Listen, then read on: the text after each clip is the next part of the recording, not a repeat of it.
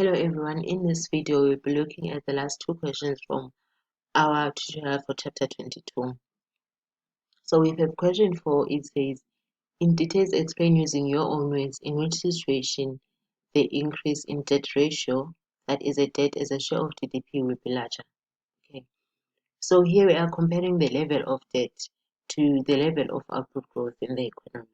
Okay, and we have four components that would lead or that would cause an increase in the ratio of debt to GDP to be larger.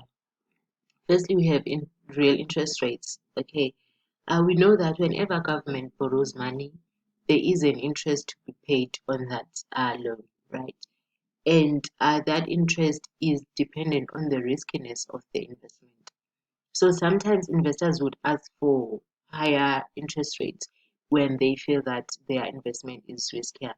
And then when there is a higher interest rate, that means the government will have to pay more on the debt. So that means the debt is expensive.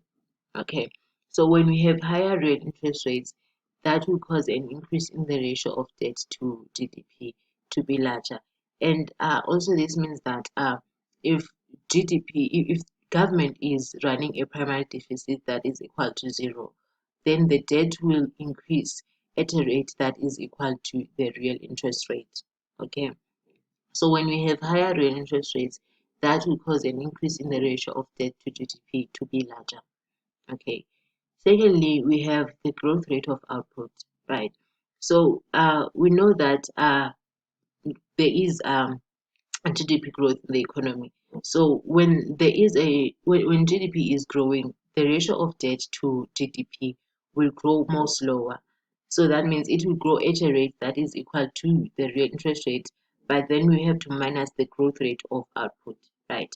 But then if the growth rate of output is lower, that means there is a very low growth rate in output, then that would cause an increase in the ratio of debt to GDP to be larger. Okay. Thirdly, we have the initial debt ratio. So this is more like straightforward. If you're looking at the initial debt ratio, you compare that to the debt ratio in the now, right? So if you have high initial debt ratio, that will cause an increase in the debt ratio to GDP to be larger now. Okay, so if our initial debt ratio is higher, then that means an increase in the ratio of debt to GDP will also be larger. Okay. Lastly, we have the ratio of the primary deficit to GDP.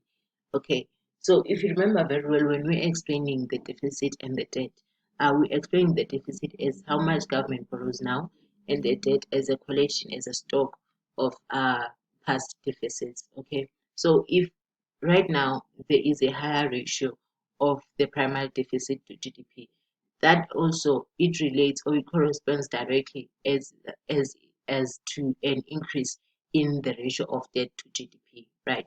So if the ratio of primary deficit to GDP is higher, then the ratio of debt to GDP will also be larger. Okay, going on to question 5, it says discuss the concept of fiscal dominance of monetary policy. So here we are talking about a case where fiscal policy is in a way dominating over monetary policy. So we know that the authority of the monetary policy lies with the central bank, right? The determination of the interest rates, the money supply, and all that. So what happens when fiscal policy is in dominance of the monetary policy? According to what we're talking about here, the debts and the deficits, we are looking in a case where government want to fund themselves, right? But they cannot print money, right, as an actual printing of money. But they can determine in a way the circulation of money, right? So that happens when government would create bonds. So if government in they decide to issue bonds and then force banks, they issue bonds to the banks, right? And then they force the banks to buy those bonds, or the central bank to buy those bonds in exchange for money, because government want to fund themselves either to pay out a debt or something. So they will then issue these bonds and then force the central bank to buy the bonds in exchange of money. That we call that a fiscal dominance of monetary policy, because that means the rate of money creation is then determined by the government deficit, but rather than the decision of the central bank. So it did not start from the central bank. The decision did not come from the central bank, but it was because of the government debt or the government deficits.